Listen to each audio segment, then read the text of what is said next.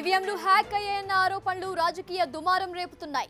2014లో ఈవీఎంలు హ్యాక్ అయ్యాయంటూ నిన్న లండన్లో సైబర్ నిపుణుడు ప్రెస్ మీట్ పెట్టడం సార్వత్రిక ఎన్నికలకు ముందు పొలిటికల్ హీట్ను పెంచుతోంది. మరోవైపు హ్యాకింగ్ ఆరోపణలను ఎన్నికల సంఘం ఖండించింది. ఈవీఎంలను హ్యాక్ చేయడం అసాధ్యమని ఈసీ తేల్చి చెప్పింది. అటు బీజేపీ సైతం హ్యాకింగ్ జరగలేదని స్పష్టం చేసింది. కాంగ్రెస్ కుట్ర ఉందని ఆరోపణలు చేసింది. హ్యాకింగ్ లో తనకు ఏ సంబంధం లేదని బీజేపీ నేత కిషన్ రెడ్డి అన్నారు. సయ్యద్ షూజా తన్ను కలవలేదని కిషన్ రెడ్డి చెప్పారు. మరోవైపు ఈవీఎంలకు టీఆర్ఎస్ మద్దతు తెలిపింది. తెలంగాణలో ఎన్నికల ఫలితాలు వచ్చినప్పటి నుంచి ఈవీఎంల పనితీరుపై తమకు అనుమానాలున్నాయని ఏఐసీసీ ప్రధాన కార్యదర్శి విహెచ్ హనుమంతరావు ఆరోపించారు. ఇదే విషయాన్ని సైబర్ ఎక్స్పర్ట్ సయ్యద్ షూజా లండన్లో నిర్వహించిన వీడియో కాన్ఫరెన్స్ లో చెప్పారన్నారు. ఈవీఎంలను రద్దు చేసి బ్యాలెట్ విధానంలో ఎన్నికలు నిర్వహించాలని డిమాండ్ చేశారు. ఈ నెల 24వ తేదీన హైదరాబాద్ ధర్నా చౌక్ దగ్గర అన్ని పార్టీలతో కలిసి నిరసన కార్యక్రమం నిర్వహిస్తామని తెలిపారు. తెలంగాణలో రిజల్ట్ వచ్చినప్పటి నుంచి ఈవీఎంల మీద ఒక డౌట్ ఏర్పడిందనేది మేము చెప్పడం, రిప్రజెంట్ చేయడం జరుగుతూ ఉన్నది. అదే సమయంలో సైబర్ ఎక్స్పర్ట్ అయినటువంటి సయ్యద్ గాజా అనే ఒక ఎక్స్పర్ట్ వీడియో కాన్ఫరెన్స్లో లండన్లో చెప్పాడు, ధర్నా చౌక్ మీద ధర్నా చేయడం జరుగుతుంది ఆల్ పార్టీని. అదేవిధంగా నేను చంద్రబాబు కూడా మంచి స్టేట్మెంట్ ఇచ్చాడు.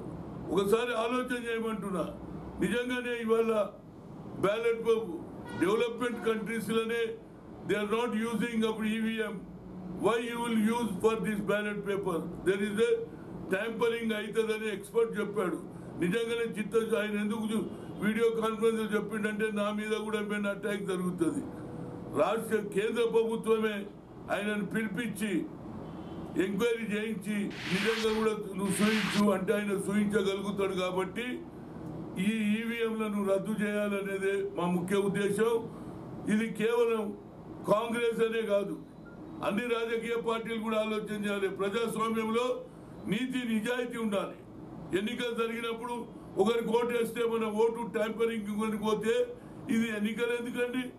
ఇది ప్రజాస్వామ్యం ఎందుకండి? ఈ డిక్టేటర్షిప్ ఎందుకండి?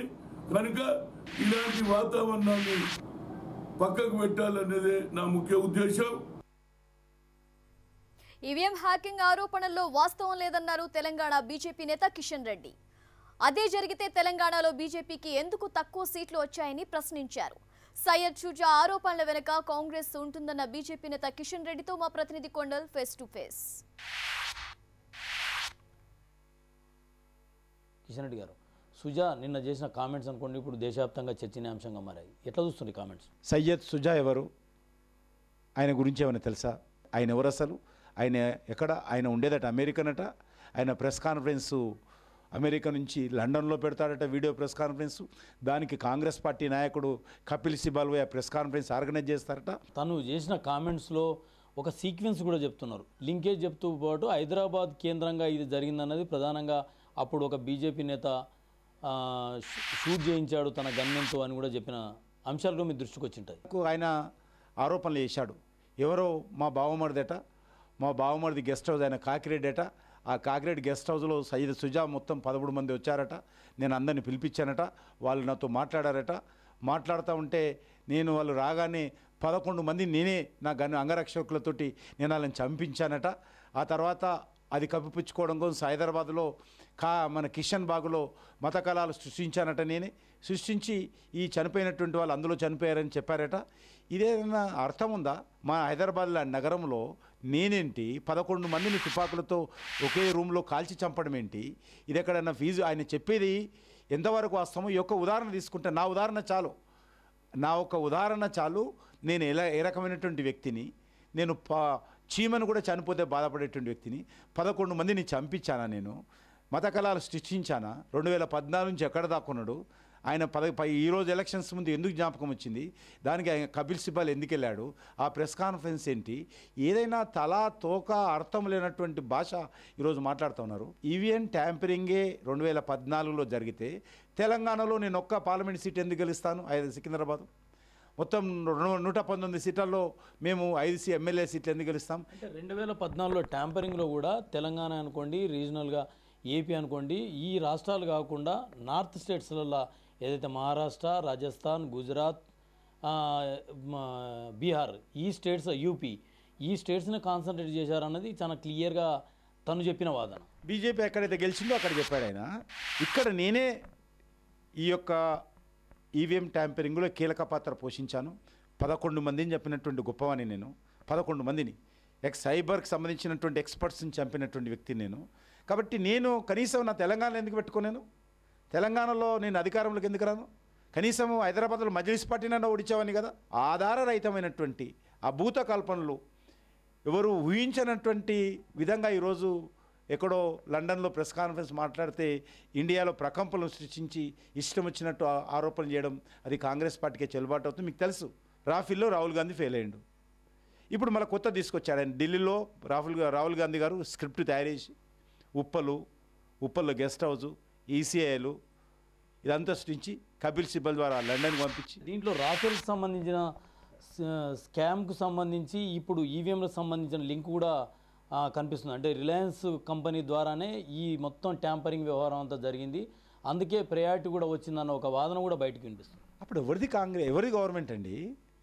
ఈ రాష్ట్రంలో ఎవరిది గవర్నమెంటు? అనేక రాష్ట్రాల్లో ఎవరిది గవర్నమెంటు? ఢిల్లీలో గవర్నమెంటు. మీరు అంత అసమర్థులా?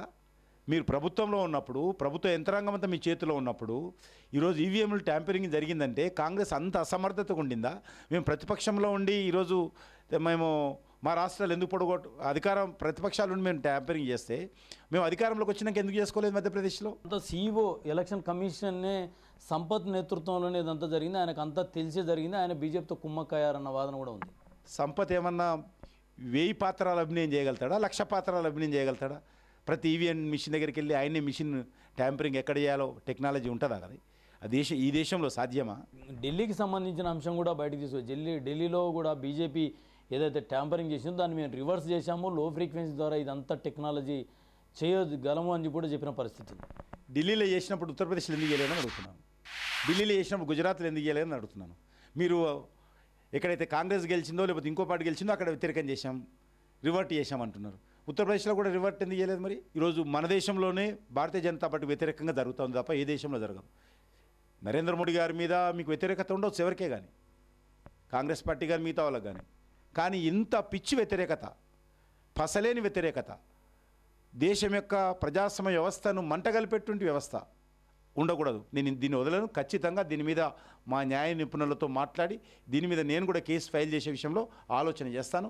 నేను కేంద్ర ప్రభుత్వాన్ని కోరుతా ఉన్నాను, ఈ ఉదంతం మీద సిబిఐ కానీ లేకపోతే సుప్రీంకోర్టు సిట్టింగ్ జడ్జితో కానీ న్యాయ విచారణ జరిపించాల్సిన అవసరం ఉంది. సయ్యద్ షుజా బేస్లెస్ ఆరోపణలైనా కాంగ్రెస్ పార్టీ రాజకీయం చేస్తుంది, ఇదంతా బురదజల్లే వ్యవహారంగానే కిషన్ రెడ్డి కొట్టిపారేస్. కెమెరామెన్ మనోరంజన్తో కొండల్ 10 TV హైదరాబాద్.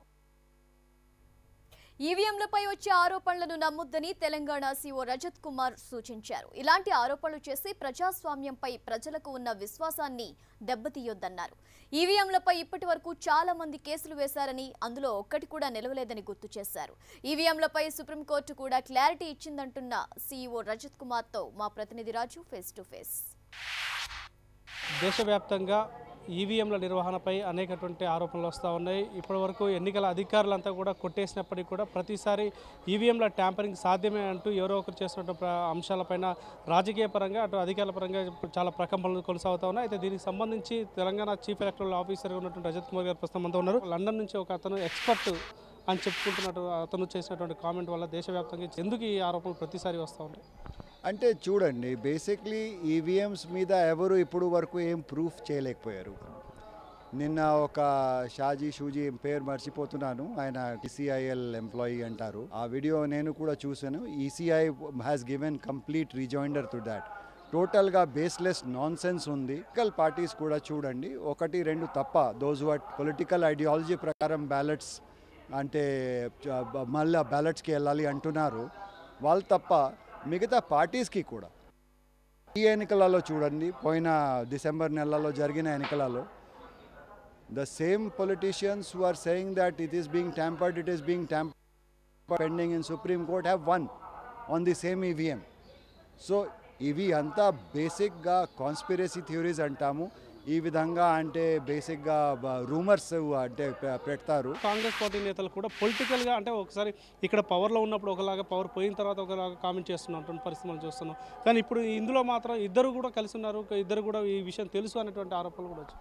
లేదండి, అవి అన్ని ఆరోపణకి అంటే మనం ఏం చెప్దాము, అన్ఫౌండెడ్. అంటే ఇలాంటి కామెంట్స్ మీద మేము అంటే అక్యూజేషన్స్ మీద మనము రిమార్కే చేయకూడదు. ఇంకొకటి అంటే నవంబర్ నెలలో సుప్రీంకోర్టు జడ్జ్మెంట్ ఇచ్చింది that VVPATs are here to stay, EVMs are here to stay. ఇది వచ్చింది. అంత డీటెయిల్డ్ డిస్కషన్స్ తర్వాత ఒక మన జ్యుడిషియరీ మీద నమ్మకం లేదు, ఈసీఐ మీద నమ్మకం లేదు. ఎనీ ర్యాండమ్ పర్సన్ ఒక కామెంట్ చేస్తే మనం అంటే కన్ఫ్యూజ్ అవుతుంది. ఇలాంటి బేస్లెస్ అలిగేషన్ మీద నేను అందరితో కోరుతున్నాను, దీనికి అంటే అస్సలు ఏం బేసిస్ లేదు. ఈ ఈవీఎం వీవీప్యాట్స్ అయితే కొత్తగా ఇంట్రొడ్యూస్ చేసాము, మీ కన్వీనియన్స్ కోసం చేసాము. మీకు తెలుస్తుంది మీ వేసిన ఓట్ కరెక్ట్ క్యాండిడేట్కి వెళ్తున్నది. బట్ ఈవీఎంస్ అయితే 1982 నుండి మన కంట్రీలో వాడుతున్నాము, వెల్ ఎస్టాబ్లిష్డ్ ఉన్నాయి. దీని మీద డౌట్కి అసలు క్వశ్చనే లేదు. ఈ ఎన్నికల్లో కూడా ఎటువంటి అనుమానం రాకుండా ప్రజలకు అవేర్నెస్ చేసే కార్యక్రమం మాత్రం కంప్లీట్గా చేయబోతున్నారని చెప్పేసి అనుకోవచ్చు. సో ఇది మొత్తంగా తెలంగాణ చీఫ్ ఎలక్షన్ కమిషన్ చెప్తున్న మాటలు. మొత్తంగా ఎన్నికల నిర్వహణలో ఈవీఎంలు అనేది అత్యాధునికమైనటువంటి టెక్నాలజీతో వస్తున్నాయి తప్ప ఎక్కడ కూడా ట్యాంపరింగ్కి అవకాశం లేదు. బేస్లెస్ ఎలిగేషన్స్ చేయడం వల్ల రాష్ట్రం ప్రజల్లో ఒక అపనమ్మకం కలిగించేటువంటి వ్యవస్థ ఏర్పడబోతుంది. కాబట్టి ఇటువంటి వాటిని నమ్మొద్దు, రాజకీయ పార్టీలు కూడా ఎంకరేజ్ చేయొద్దని చెప్పేసి సీఈఓ రజత్ కుమార్ చెప్తా ఉన్నారు. కెమెరామెన్ దయాకర్తో కలిసి రాజు, 10 టీవీ న్యూస్, హైదరాబాద్.